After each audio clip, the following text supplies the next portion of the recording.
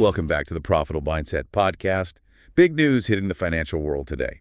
The Fed just announced another interest rate cut, second one these last few months. Yeah, bringing that target range all the way down to 4.50% to 4.75%. Definitely a big signal they're changing direction. The timing is what I'm really curious about. Yeah. I mean, right after a presidential election. You don't see that very often. Yeah, no kidding. Especially with the new president and all the policies he's promising, adds a whole other level of, uncertainty. And everybody's trying to figure out what it all means. Let's try to break it down for everyone listening. First off, why did the Fed make this decision now? Their statement mentioned progress on inflation and keeping the economy strong. Inflation has cooled off a bit, but it's still higher than that 2% target the Fed wants. And we can't forget how strong the job market is right now. Yeah, exactly. Record low unemployment. So why cut rates when the economy seems to be doing so well? Seems a little counterintuitive. Well, that's where things get a little more complicated. The Fed is probably looking ahead. The job market's great now, but there are signs it might be slowing down. Job growth isn't as strong lately, and wages aren't increasing as fast either. So are they trying to get ahead of a possible slowdown? Are they seeing something that we're not? It's possible their job is to keep things stable, and that means taking action before a problem gets too big. This rate cut could be a way to keep the economy going, prevent a really bad downturn. And it was a unanimous decision from the FOMC. Seems like they all agreed that something needed to be done. Absolutely. Shows they're all on the same page about the risks and willing to be proactive to address them. Let's take a closer look at the data behind this decision. Inflation has eased, but like we said, it's still above that 2% goal. They're watching a bunch of different measures: CPI, PCE, PPI. The PCE is the one the Fed really focuses on, especially the core PCE, which takes out food and energy prices, gives them a better idea of what's happening with inflation overall. Right, and as of September, core PCE was at about 2.6%. Shows they still have some work to do. Exactly. They want to be sure inflation is really going down before they relax. Now things get even more complicated when you look at the global economy. Yeah, all the geopolitical tension, especially in Eastern Europe and the Middle East. It's causing a lot of uncertainty in energy markets and global trade. Just adds to an already complicated situation. Not to mention, other central banks are doing different things. Like the European Central Bank, they're actually raising rates to fight inflation. Right. It's a tough balancing act for the Fed, trying to keep the U.S. economy stable while dealing with all these global factors. Definitely a lot to juggle. And then there's Jerome Powell's no hurry message. That's what everyone's really talking about. Yeah, after hinting at more rate cuts, he emphasized that they're going to be cautious, left a lot of analysts scratching their heads. Like they're hitting the brakes while still going downhill. Yeah.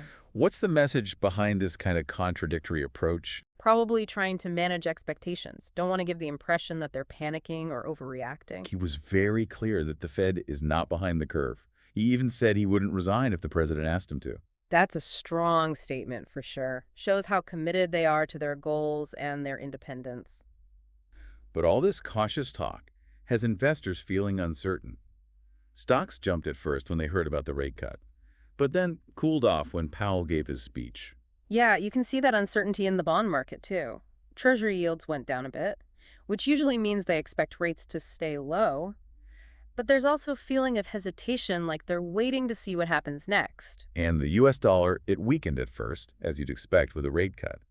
But then it stabilized a bit because of what Powell said. It's a delicate dance. The markets are trying to figure out what the Fed's going to do next. The no-hurry message shows how complicated all of this is. The Fed knows they might need to keep cutting rates, but they're also worried about causing more inflation or asset bubbles. Makes sense. But here's the big question. How will the new president's policies affect all of this? That's the wild card. The Fed will be watching closely to see what he actually does. New tax policies, trade deals, infrastructure plans, all of that could have a big impact on the economy and force the Fed to change course. And we know the new president can be very vocal about monetary policy. Adds another layer of complexity to the situation. Absolutely. Any pressure on the Fed could really shake up the markets and increase uncertainty. Welcome back to the Profitable Mindset podcast. We're diving into what the Fed's latest move means for your investments, from bonds and stocks to real estate and commodities. Right, we need to connect the dots between this rate cut, Powell's cautious stance, and how the markets might react. Let's start with the bond market. That's usually where interest rate changes have the most immediate impact. Definitely bond investors are always watching the Fed closely, and we've already seen bond yields drop because of this rate cut. For anyone who's not quite sure about bonds, can you explain why yields go down when interest rates are lowered? Sure, think of it like supply and demand. When the Fed cuts rates, existing bonds with higher interest rates become more attractive. More people want them, so their prices go up. And as bond prices rise, their yields fall. It's an inverse relationship. So this rate cut is generally good for bondholders, especially those holding longer-term bonds, which are affected more by these changes.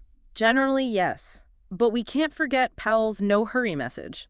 It adds some uncertainty, makes it harder to predict where bond yields will go in the future. So bond investors shouldn't just assume it's going to be smooth sailing. There could still be some ups and downs depending on how the Fed reacts to new economic data. Exactly. They need to stay on top of things. Watch the inflation reports and economic indicators closely. Those will give us clues about what the Fed might do next, whether they'll keep cutting rates, pause, or even start raising them again. Makes sense. Now let's shift to the stock market. It tends to be even more sensitive to news like this. How does this rate cut and the Fed's cautious stance affect stocks? Well, lower interest rates usually boost stock prices. Companies can borrow money more cheaply, which could lead to bigger profits and make investors more optimistic. This is especially true for growth stocks. Why are growth stocks more affected by interest rate changes than, say, value stocks? Because growth stocks are valued based on their future earnings. When interest rates are lower, those future earnings are worth more today. So their present value goes up, and that drives up their price. It's all about the time value of money. So this rate cut could be good for sectors like technology, healthcare, and consumer discretionary, the ones that are heavy on growth. That's a reasonable assumption. But again, Powell's no-hurry message has introduced some uncertainty. Some investors are hesitant, wondering if the Fed will really keep cutting rates as much as they thought. You can see that in how the market reacted. Stocks went up at first when they heard about the rate cut, but then they pulled back a bit when Powell gave his cautious speech. Right, it shows the importance of having a balanced approach. Stock investors should focus on companies with strong fundamentals, no matter their growth profile. Look for companies with good earnings, healthy balance sheets, and a competitive edge in their industry. Solid advice. Now let's talk about the foreign exchange market, or Forex. The US dollar is the world's reserve currency, and interest rate changes can have a big impact on its value. Absolutely. When a central bank lowers rates, its currency usually weakens. It's all about relative returns. Investors looking for higher returns might move their money to countries with higher rates, which means less demand for the currency with a lower rate. So this rate cut puts pressure on the US dollar to weaken. Could create some opportunities for currency traders. That's usually what happens. And we've already seen the dollar weaken against some major currencies. But Powell's cautious message is making things a little more complicated. His reassurances about the Fed's commitment to price stability are helping the dollar hold its ground. It's like a tug of war. Currency traders have to consider not just the rate cut, but also how serious the Fed is about controlling inflation. Exactly. And they need to watch what other central banks are doing. If they also start cutting rates, the impact on the dollar might not be as strong. Moving on to real estate, that's another sector that's tied to interest rates. How does this rate cut affect the housing market? Lower mortgage rates usually make it easier to buy a home, so you might see more demand and higher prices. But the housing market is complicated. There are other factors at play. Like inventory. In many places, there just aren't enough homes for sale, which can keep prices high even when mortgage rates are low. Exactly. And we can't forget the psychological impact of Powell's no-hurry message. That uncertainty can make potential buyers think twice. They might worry that prices will go down if the Fed stops cutting rates, or even starts raising them again. So even though lower rates are generally good for the housing market, there are other forces working in the opposite direction. Yeah. What about homeowners who are thinking about refinancing is now a good time? Refinancing at a lower rate can save you a lot of money, but you need to weigh the costs and benefits carefully. Calculate how much you could save, factor in the refinancing fees, and think about your long-term plans for the property. Right, and for potential home buyers. The decision to buy now really depends on what's happening in their local market, how affordable homes are, and how much risk they're comfortable with. Exactly. Now let's talk about commodities. They often get attention when interest rates are low, especially precious metals like gold. Yeah, gold is seen as a safe haven, a way to protect yourself against inflation and economic uncertainty. How does the Fed's easing policy affect gold and other commodities? When interest rates are low, it costs less to hold assets like gold, which don't generate any interest, so they become more attractive, especially if people are worried about inflation eroding the value of their other assets. We've seen gold prices go up lately. which seems to support that idea. But doesn't Powell's cautious approach make things a bit more complicated? To some extent, yes. If Powell is serious about controlling inflation, investors might not be as excited about gold. If inflation stays low, there's less reason to hold gold as a hedge.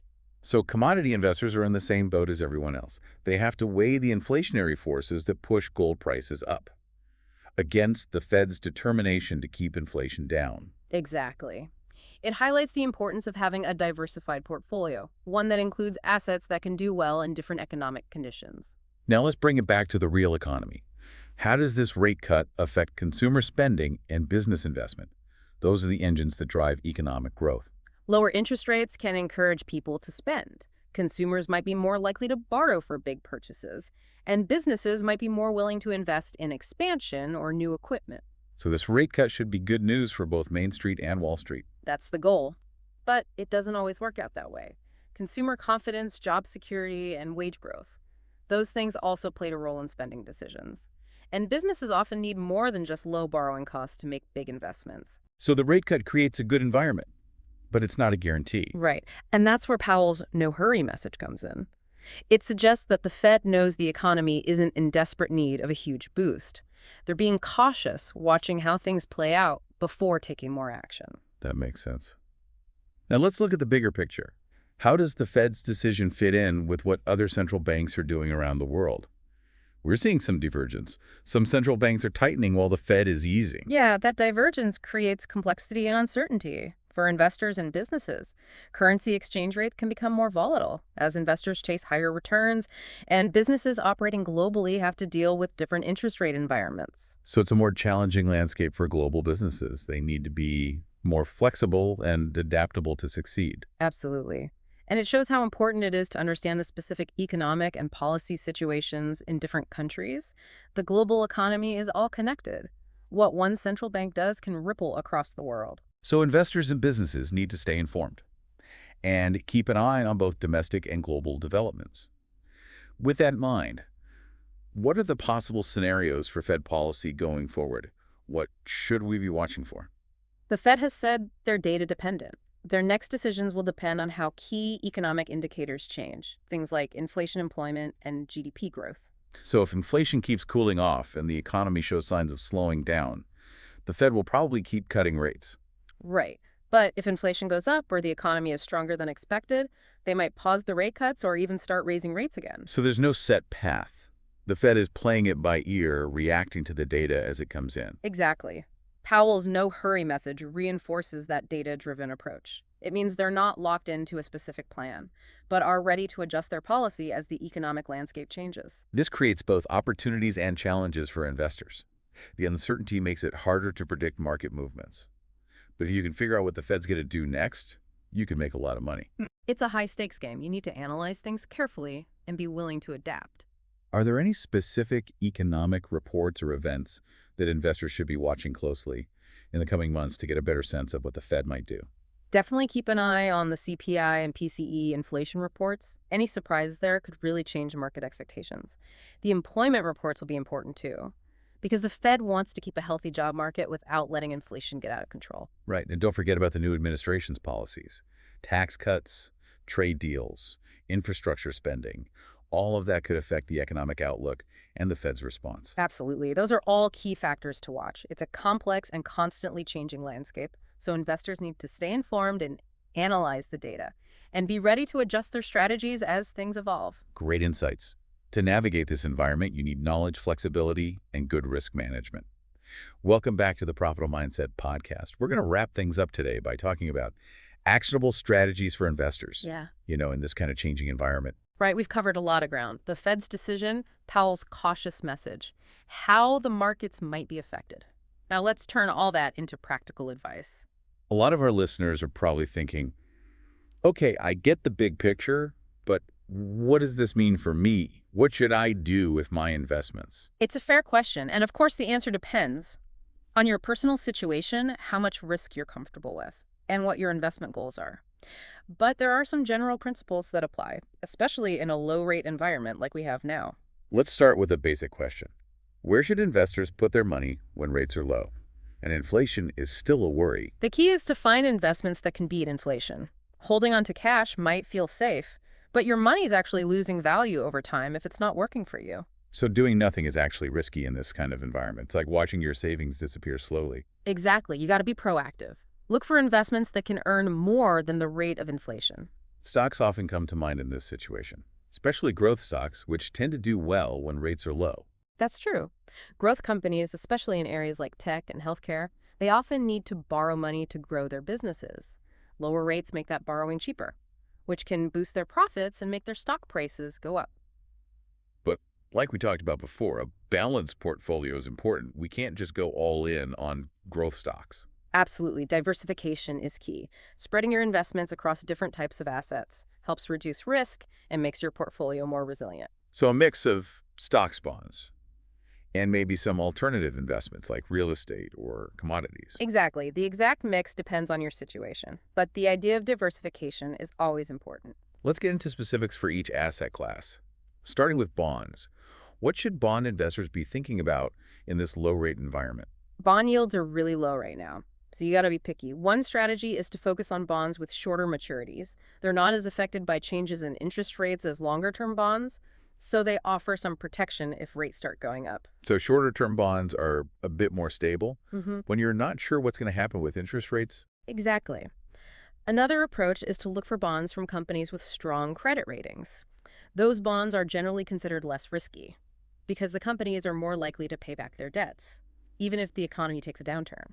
so it's about quality over quantity, focusing on bonds that are less likely to default, even if the yield might be a little lower.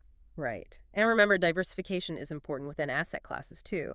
Spread your bond holdings across different maturities, credit ratings, and sectors to further reduce your risk. Makes sense. Now let's talk about stocks. For investors who want to take advantage of the Fed's easing policy, are there certain sectors or strategies they should be looking at? We talked about how growth stocks tend to do well when rates are low, especially in technology, healthcare, and consumer discretionary.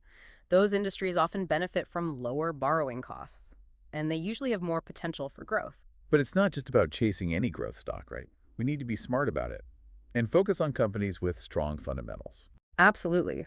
Look for companies with a track record of growing earnings, healthy balance sheets, and a competitive advantage in their markets. Don't get caught up in the hype. Focus on companies with solid business models and a realistic chance of making money. Great point. Now let's talk about Forex. For people interested in currency trading, how can they potentially profit from the Fed's actions and the difference in interest rates between countries?